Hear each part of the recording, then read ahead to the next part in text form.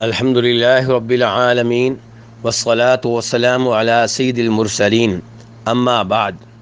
قربانی کرنا نبی علیہ الصلاۃ والسلام کی سنت ہے اور آپ نے قربانی کرنے کی بہت زیادہ ترغیب دی ہے، اس بارے میں تاکید فرمائی ہے۔ چنانچہ آپ فرماتے ہیں، ابن ماجہ کی حدیث ہے کہ جس کے پاس قربانی کرنے کی گنجائش ہو، طاقت ہو، پھر بھی قربانی نہ کرے، وہ ہماری عیدگاہ کے قریب بھی نہ آئے۔ تو اس سے پتہ چلا کہ قربانی کا جانور ذبح کرنا چاہیے اور قربانی کرنی چاہیے۔ خود نبی علیہ الصلاۃ والسلام کی یہ سنت ہے، آپ کا طریقہ ہے، آپ عید الاضحیٰ کے موقع پہ قربانی کا جانور ذبح کیا کرتے تھے۔ آج کل کئی ایسے لوگ ہیں جو خود قربانی کرنے کی بجائے قربانی کے جانور کی قیمت غریبوں اور مسکینوں کو دیتے ہیں، بلکہ دوسرے لوگوں کو بھی اس بات کی ترغیب دیتے ہیں۔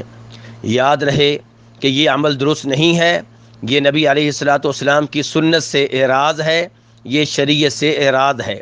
شریعت نے یہ نہیں کہا کہ آپ قربانی کے جانور کی قیمت غریبوں کو دیں، بلکہ شریعت یہ چاہتی ہے کہ آپ اللہ کی راہ میں قربانی کا جانور ذبح کریں۔ تو قربانی کا جانور ذبح کرنا نبی علیہ الصلاۃ والسلام کی سنت ہے، اور باقی رہا غریبوں کا بھلا کرنا، ان کے ساتھ اچھا سلوک کرنا، تو اس کے لیے یہ طریقہ اختیار کیا جا سکتا ہے کہ آپ اللہ کی راہ میں قربانی کا جانور ذبح کریں اور پھر اس کا گوشت غریبوں اور مسکینوں میں تقسیم کریں، تاکہ عید کے موقع پہ وہ بھی قربانی کے جانور کا گوشت کھا سکیں۔